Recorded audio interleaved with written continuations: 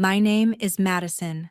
I am 28 years old, and this is the story of how one sentence turned my life's work into someone else's consolation prize. It sounded harmless at first, almost soft, the kind of excuse families wrap in love so it will hurt more politely. By the time my mother finished saying it, $4 million of blood, sweat, and sleepless nights had quietly changed hands. I did not explode. I did not flip tables or threaten lawsuits. I smiled, signed where she told me to, and walked away, like I was simply leaving a meeting that had run too long. On the surface, that was the end of it. The strong daughter stepping aside because she'll be fine, and the fragile one being wrapped in a company she had never built. What my mother did not know was that I had already started seeing numbers that did not add up. Lines of credit that appeared out of nowhere, vague expansion costs that smelled more like desperation than strategy. The day I stepped out of that office, my name was still tangled inside documents I had never seen, and somewhere under the polished branding, something ugly was starting to rot. 30 days later, my phone lit up with my mother's name, same ringtone, different weight. I watched it buzz across my desk in my new half-empty studio, surrounded by paint samples and bare brick instead of glass walls and reception desks. I already knew in broad strokes what she was running from. I just did not know how far she expected me to chase it for her. I answered anyway. Her voice came through in broken pieces soaked in panic. "Please save your sister. She's not okay. The calls, the letters, the bank. You have to fix this. You know how all of this works." There it was again, that old reflex buried in her tone. You are the strong one. You are the one who cleans up. You are the invisible net under every fall. What she did not realize was that this time the net had a knife in its hands. Stay with me until the end, and you will see how that one sentence not only cost my family a $4 million empire, but also turned my silence into the sharpest revenge I could ever give. I did not wake up one morning with a multi-million-dollar company and a stack of contracts. The first version of my dream fit on a coffee-stained napkin I kept folded in my wallet for years.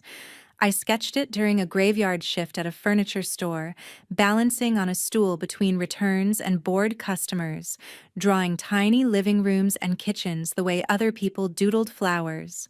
That napkin smelled like burnt coffee and cheap perfume for so long that it became a kind of talisman. Proof that I wanted more badly enough to draw it in the margins of a dead-end job. From there, it was slow, relentless climbing. Free consultations. Underpriced projects for people who would tell their friends. Weekends spent hauling furniture instead of going out. My early portfolio was a patchwork of favors and tiny victories. By 23, I had my first real office, barely bigger than a walk-in closet but painted in colors I chose. By 26, I had a team, a wait list, and a reputation in the city. If Madison takes your project, she will not let it fail. Outside the office, the story was less flattering. In my family, effort and outcome were not the currency that mattered most. My mother adored telling her friends about my success, but inside our house, praise traveled along a different route. The loudest emergencies always won, and they were rarely mine. The clearest memory is not 10 different favors. It is one sharp scene I cannot scrub from my brain. I was 21, staring at that same napkin on the kitchen table, explaining how I had been offered a spot in a competitive design program abroad. The kind of program that opens doors in this industry. Tuition was covered. I just needed help with living costs for the first few months. On the counter beside me lay a stack of overdue bills with my sister's name on them. Credit cards, car payments, things she called temporary problems, and my mother called life happens. My mother picked up the napkin, smiled at the sketch, and set it gently back down. "You are strong, Maddie," she said. "You will figure something out. Your sister, she needs more help. She has more on her shoulders." Strength should have been a compliment. In our house, it felt like a curse.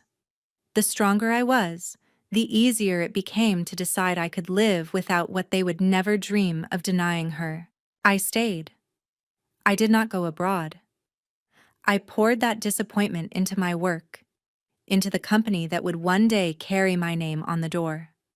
We never talked about that choice again, but every time my mother brushed off one of my milestones with, "You will be fine," and rushed to patch another hole in my sister's life, that napkin burned a little hotter in my memory. Years later, when the company finally took off, my mother began using a new phrase, family legacy. She said it at dinners, at holidays, in front of distant relatives who nodded approvingly. "We are building something that will stay in the family," she would say, as if we all agreed on what "we" meant. She saw the clients, the awards, the magazine spreads. She saw the bookings calendar that never seemed to have enough white space.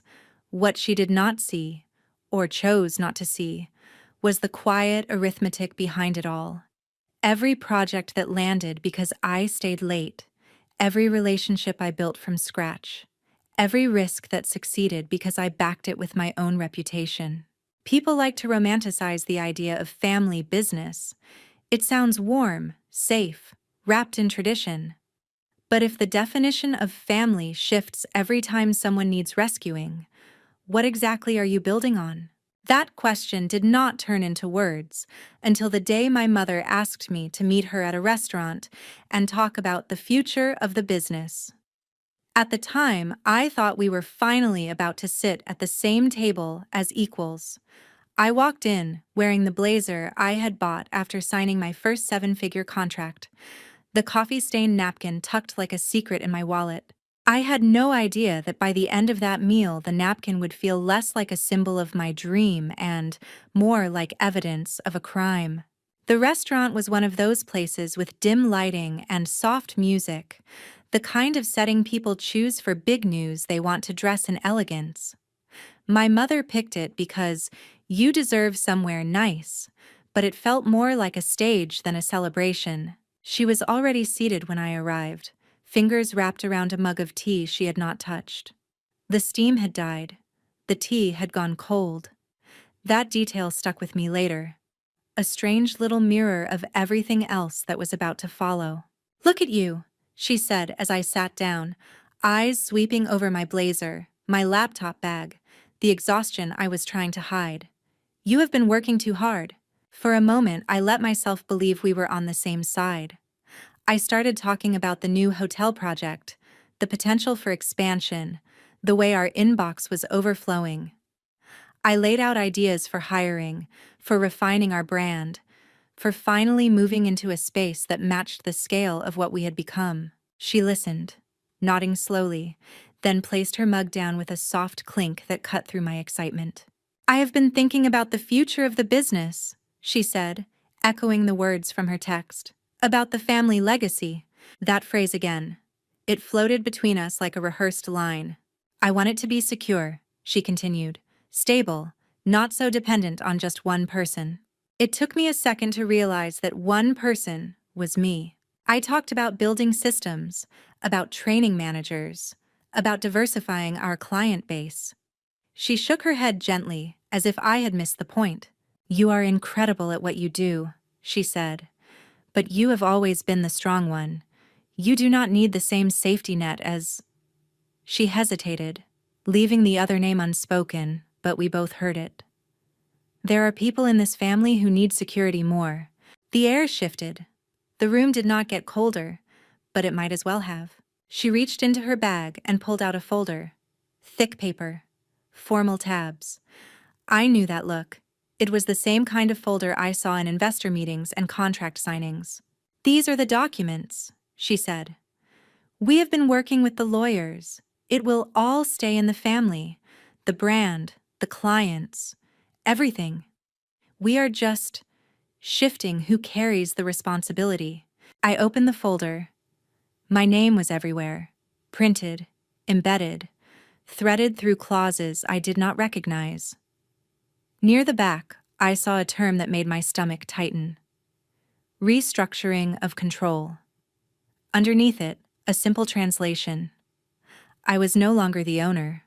I was being offered a role as consultant if I wanted it. This makes no sense, I said, though my voice came out calmer than I felt. I built this. I took the risks. I am the one signing contracts at 2 in the morning while everyone else is asleep. And that is exactly why you will be fine, she replied. You know how to build. You have that gift. Some people do not. They need something already standing to keep them afloat. On the table between us sat her untouched mug, the surface of the tea reflecting the overhead light like a tiny, trembling mirror. My mind flicked back to our kitchen years before. That coffee-stained napkin, the way my dreams had been deferred so another crisis could be handled first. Same script, different props. An ugly thought slipped in. In this family legacy, who was actually the heir and who had just been doing the construction work? As I flipped through the pages, another detail pricked my attention. A new line of credit, approved recently, using company assets as collateral. The justification was vague. Future expansion and operational flexibility. It was the kind of phrase you use when you hope no one will ask where the money actually went. Why was I not told about this? I asked, tapping the page. She waved it off. Technical stuff. The lawyers handled it. You do not need to stress over every little financial detail. This is about what is best for the family. Best for the family. The words tasted sour. If this was really about all of us, why did it feel like I was the only one being asked to disappear? I could feel a laugh rising in my throat, brittle and sharp. For a second, I almost let it out. Instead, I shut the folder gently. So, the plan, I said, is that I hand over the company I built, step aside, and trust that this legacy will take care of people who never once stayed up with me to keep it alive. And I am supposed to be grateful, because I am strong enough to start from zero again. Her eyes filled with a wounded kind of surprise, as if my reaction were the real betrayal. This is not punishment, she insisted. It is balance. You have always wanted your own path, your own identity. This frees you to do that. We keep the business where it belongs. Everyone wins. Everyone, apparently, except the person who had dragged that business into existence in the first place. There, in that dim restaurant, with cooled tea between us and my name scattered through contracts like a watermark, the shape of the truth finally settled. When my mother said family legacy, she did not mean all of us. She meant the story she had been telling herself for years, the one where I was the dependable builder and someone else stood in the spotlight. I closed the folder and realized that this meeting was not a discussion. It was a presentation of a decision made without me. The only choice left was what kind of ending I would write for myself inside it. If the restaurant was the performance, the living room was the autopsy. A few days after that meeting, my mother insisted we talk it through as a family. The house looked the same as always. Framed photos on the walls, the old couch sinking in the middle, the faint smell of lemon cleaner clinging to everything. Familiar scenery, unfamiliar stakes. The contracts lay on the coffee table, the same folder from the restaurant now slightly worn at the edges. My mother hovered near it, straightening pages that did not need straightening. She kept repeating one line like a spell. We are just keeping it in the family. The more she said it, the colder the words felt. If family was truly the reason, why was I suddenly positioned as the outsider? How does a structure get to claim togetherness while pushing its main architect out the side door? I picked up the folder again, this time reading more slowly. Among the legal jargon, that same line of credit stared back at me. New money pulled into the company on the promise of future profits. A quiet hook sunk deep into the foundation I had laid. The more I looked at those dates, the clearer it became that this transition had been planned long before I was invited to the table. Why wasn't I told about this loan? I asked. My mother's jaw tightened. Because it is technical, and we did not want you to stress. You do not hide things from a business partner to spare their feelings. You hide them because you know they would say no. A slow anger began to build, not the kind that explodes, but the kind that stacks itself brick by brick. Every "you'll be fine," every "you're strong," every time my needs were postponed because someone else's crisis screamed louder, all layered into this moment where my entire company was being moved around like a piece on a board. She gestured toward the contracts. "Sign, and this stays ours. Your work, your brand, everything you built remains in the family. That is what matters." The paradox was almost elegant. Family was both the justification for erasing me and the shield she held up when I flinched. If I resisted, I was attacking the very thing I had spent years telling myself I still half belonged to. I looked around the living room, at the photos of holidays where I had arrived late from job sites, covered in dust and apologies.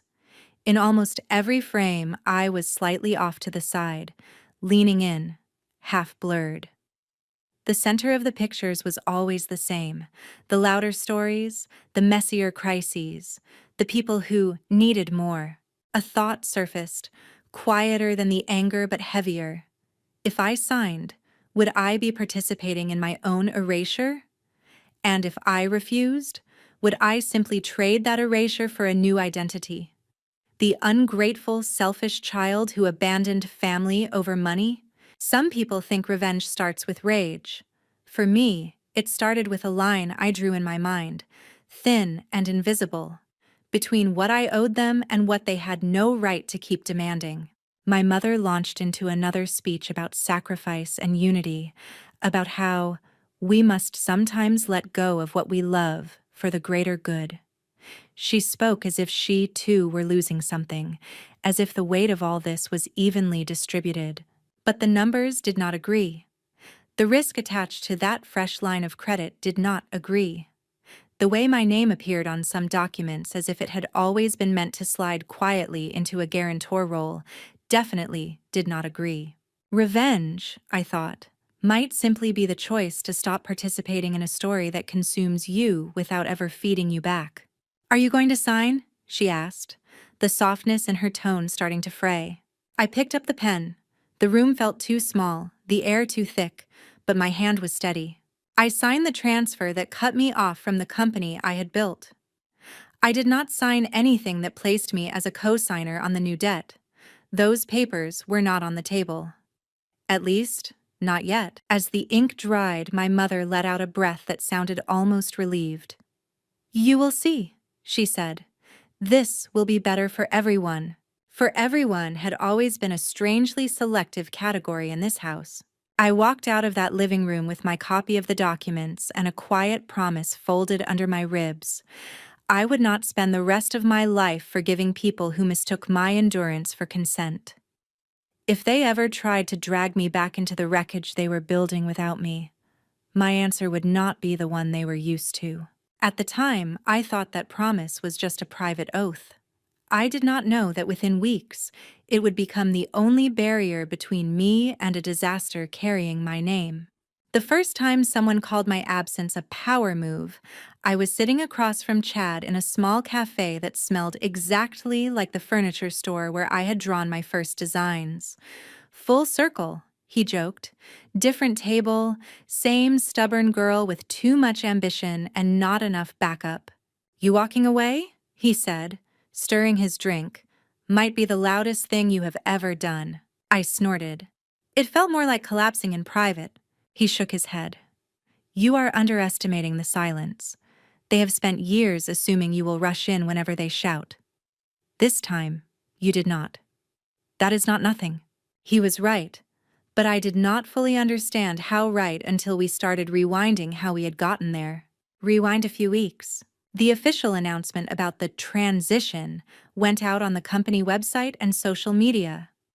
A polished photo of my mother and my sister in one of our showcase projects, all smiles and soft lighting. The caption called it an exciting new chapter in our family business. I was mentioned in a single line: "Madison Gray will be stepping back to pursue personal creative ventures." Stepping back. Like I had simply decided to take a long vacation. I tried to look away, to focus on my empty new studio instead. Bare walls, rented desks, a handful of sample boards leaning against the brick. But the internet does not care what you are trying to ignore. Clients started messaging. One long-term client texted, "Hey, are you still involved there? Something feels off." Another wrote, "We signed based on your name. Now no one answers emails. Are you okay?" Their words braided frustration and loyalty in a way that hurt and healed at the same time. My instinct was to rush in, fix things behind the scenes, preserve the brand I had built even if my name was no longer on the door. That instinct was exactly what had been exploited for years. So instead of crawling back, I answered honestly but carefully. I had left. I was starting over. I wished them the best, but if they wanted my work, it would have to be with my new studio. On my terms. Some drifted away. Some said they would think about it. Some came back within days, angry after missed deadlines and broken promises, suddenly more willing to follow the person who had built the results they loved rather than the label that now framed them. The more stories I heard, designs half finished, budgets blown, calls dodged, the clearer it became. My absence was not a small gap. It was a sinkhole. Then came the whispers about money. A supplier mentioned that invoices were going unpaid. A contractor complained that checks arrived late and light. No one had proof of anything illegal, but the pattern was familiar. Overpromising, overspending, assuming someone else would bail them out. It was in that growing storm that Chad dragged me out for coffee. He had known me since my first apartment makeover, when I was still charging barely more than cost and praying someone would like the result enough to tell their friends. He had seen the climb. He had seen the sacrifice. "I have been watching," he said, hands wrapped around his mug. "They are trading on your reputation while tearing it apart from the inside. How long are you going to let them use your shadow to cover their mess?" I stared at the table, at the thin ring his cup had left on the wood. "What am I supposed to do? Run back and offer free consulting?" "No," he said sharply. "You build something new. And you make it so good that anyone paying attention can see exactly where the real talent went." He leaned back, studying me. "They wanted the shell of your company without the substance. Let them have it. You take the substance and start again." There it was, laid out more clearly than I had dared to think it. Absence turned into a weapon, not by attacking them directly, but by creating something they could not fake.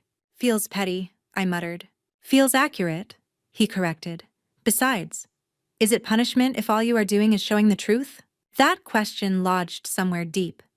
If success naturally exposed the people who had tried to steal its source, was that revenge, or just gravity finally doing its job? Within a week of that coffee, I signed the lease on the industrial loft that would become my new studio. High ceilings, exposed brick, terrible lighting at first. It did not look like much. It looked like freedom. I pinned the old coffee-stained napkin to the wall near my desk, right beside a blank sheet of paper.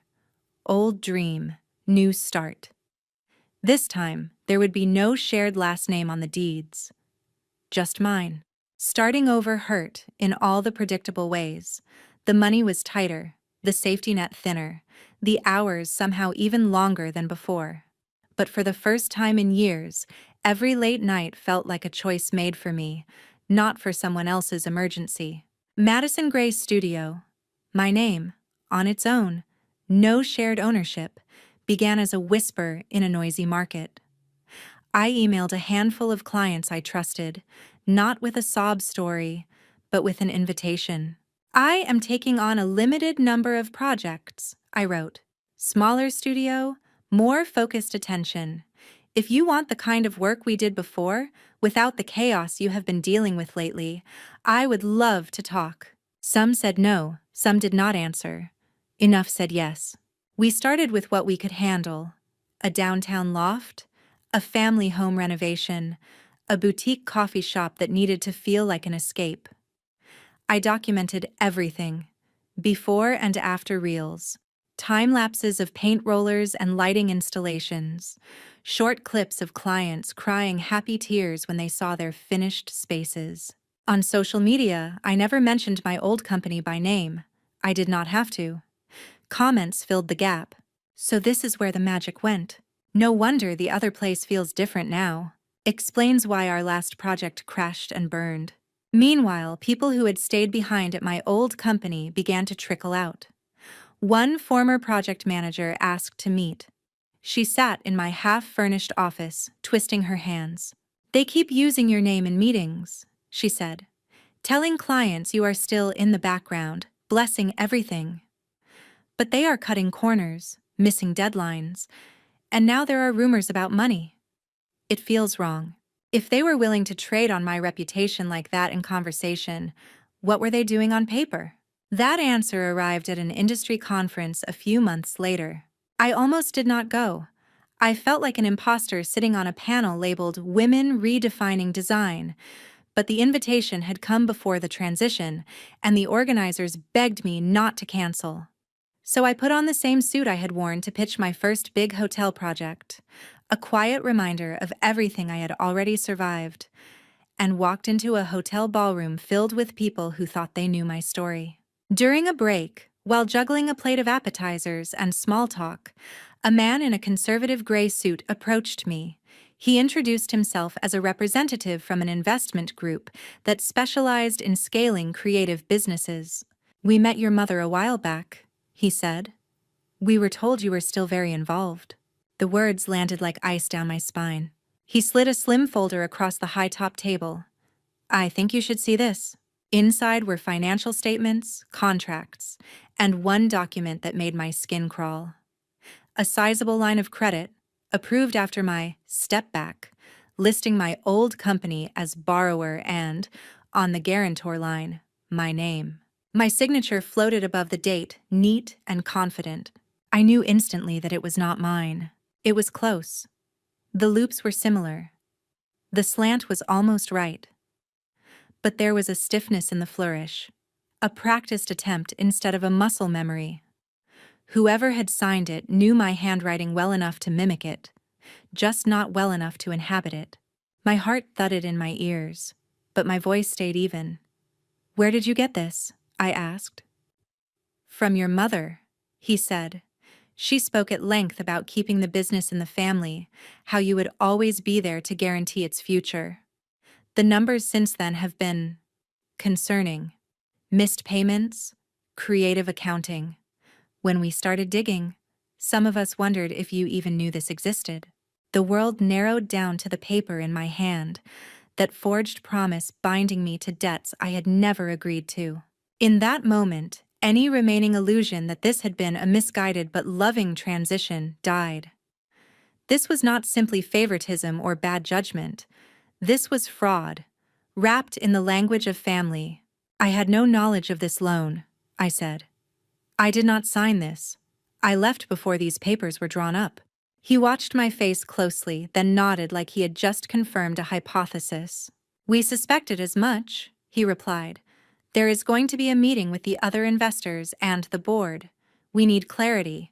We would like you there." As he spoke, a strange calm settled over me. For years, my strength had been used as a justification to assume I would absorb every blow quietly. Now that same strength was going to pull everything into the light. On the flight home from that conference, I stared out the window and thought about the equation that had been running in the background of my life. They used my name to build credibility, my work to attract clients, my resilience to excuse every unfair decision. If they were willing to forge my signature to secure more money, what else had they told themselves they were entitled to? If they had borrowed my identity to keep their house standing, was it really cruel to build my own house higher and let theirs collapse under the weight of its own lies? By the time my mother called begging me to save my sister, the damage was already done. What she did not know was that I had just walked out of a boardroom where every lie they had wrapped in family had been stripped to its bare, ugly numbers. The meeting took place in a glass-walled conference room 20 floors up. The city spread out beneath us like a reminder that reputations can look solid from far away, even while they crumble up close.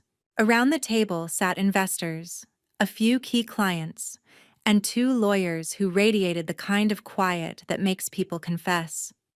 At the far end sat my mother and my sister, both looking smaller than I had ever seen them, dressed in outfits that tried too hard to say, "in control." The man from the conference opened the meeting. He projected copies of the forged loan documents on a screen, the black curve of my faked signature magnified for everyone to see. "We are here to resolve a discrepancy," he said. "These loans were acquired under the claim that Madison Gray remained an active guarantor of this company's obligations. She says she was not informed, did not consent, and did not sign." All eyes turned to me. I spoke once, clearly, calmly. I explained when I had left, what I had signed and what I had not. I described how I had discovered the forgery. I did not speculate about motives. I did not accuse anyone by name. I simply placed the facts on the table like evidence. When I finished, the room shifted its attention to my mother. At first, she did what she always did, reached for charm. She talked about miscommunication, about assuming Madison would always be part of us, about a family misunderstanding blown out of proportion. But charm does not balance books, and sentiment does not correct ledgers. The lawyers asked who had instructed the documents to be drawn up. They asked who had signed them. They asked where the money had gone. That last question was the one that gutted the room. A depressing amount of the loan was not in the business at all. It had been siphoned into things labeled as client relations and operational retreats that looked a lot like private school tuition, luxury vacations, and a new SUV. The rest had been thrown at sloppy expansions and overstaffing, decisions made with the confidence of people who believed that if things went wrong, someone stronger would step in and fix it. At one point, my sister tried to speak. "We thought Madison would not mind," she said. "She always said we were in this together." That was the closest anyone came to admitting what they had done. They had taken my past willingness to sacrifice and turned it into a blank check. The investors did not take it well. By the end of the meeting, their decision was clear. Funding was being pulled. Options were being explored to recover what could be recovered.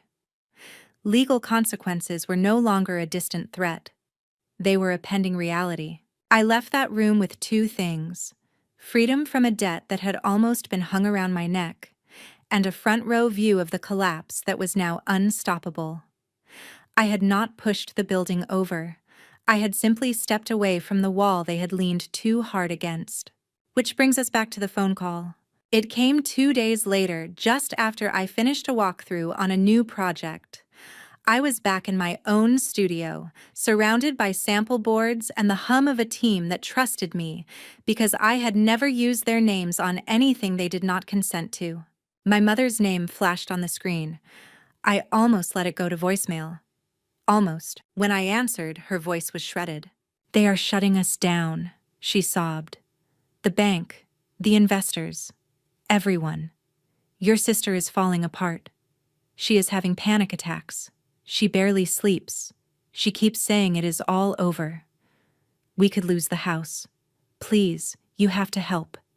If you come back, if you take over, if you talk to them, maybe they will give us another chance." In the background, I could hear someone crying harder, the choked, desperate sound of a person who has just realized the cliff they thought was a step. There was a time when that sound would have yanked me out of my own life without hesitation, when I would have driven over with a laptop and a plan, ready to carry everyone on my back again. But I had just watched a room full of people read through proofs of how my name had been used without my permission. I had just heard my sister say, with her own mouth, that she had assumed I would not mind. My mother's plea twisted the story the way she always had. We were not talking about fraud and stolen identity anymore. We were talking about family, about your sister, about the kids, about every emotional lever that had ever been pulled to turn my strength into a resource they were entitled to. For a moment, guilt and fury fought for space in my chest. Then something quieter prevailed. Clarity. "You told them I was behind the loans," I said. "You used my name to get money I never agreed to. And now you want me to step in and make it all go away." She sniffed, defensive even through tears. "We thought you would understand. We did it for the family, for stability. You are successful now, you can handle this." She cannot. There it was, the old script in its rawest form. "Your strength is our safety net." "Mom," I said, "you once decided that what I built belonged to someone else because you thought she needed it more. You called it fairness. You called it love. Then you used my name to keep that decision afloat. You did not ask. You assumed. And now that it is sinking, you are asking me to drown with you so you do not have to face the bottom alone." Silence stretched down the line. In it, I could hear every moment I had let myself be cast as the reliable one, the fixer, the one who would always come home when summoned. "You would really let your own sister lose everything?" she whispered. In another version of this story, that question would be the breaking point. I would rush in. I would negotiate with banks, take on debt, hire lawyers, fold my sister into my studio, tell myself that martyrdom was the same as loyalty. In this version, the one I am finally writing for myself, that question exposed a different truth. Every time I saved them from the consequences of their choices, I taught them they never had to change. "I am not making her lose anything," I said. "She did that when she took what was mine and spent money that was not hers, assuming my name would absorb the hit. You helped. I am just choosing not to be the shield this time." She began to cry again, softer now, like she finally understood that her usual tools were not working. "So you will not help," she said. "I will not take on her debt," I replied. "I will not sign anything. I will not bring her into my company. I will text you the number of a lawyer who can help you negotiate, and a therapist who can help her survive this without destroying herself. Those are the only lifelines I am offering." "You have become cruel," she whispered. Maybe that is what it looked like from where she stood.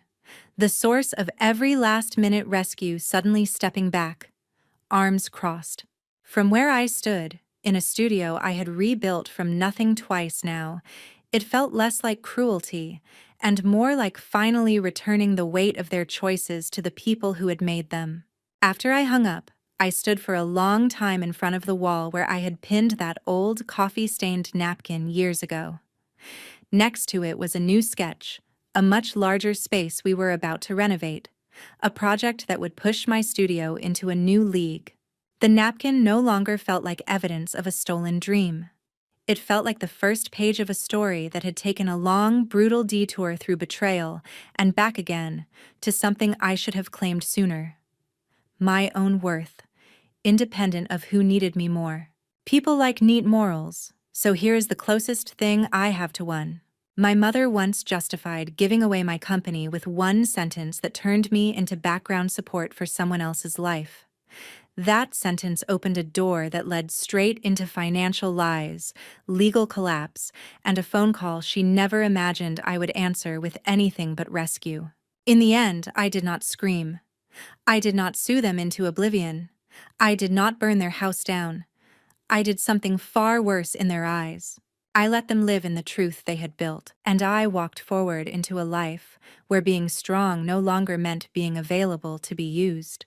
If it were you, standing between the family that always assumed you would save them and the future you had finally carved out for yourself, would you have chosen rescue or release?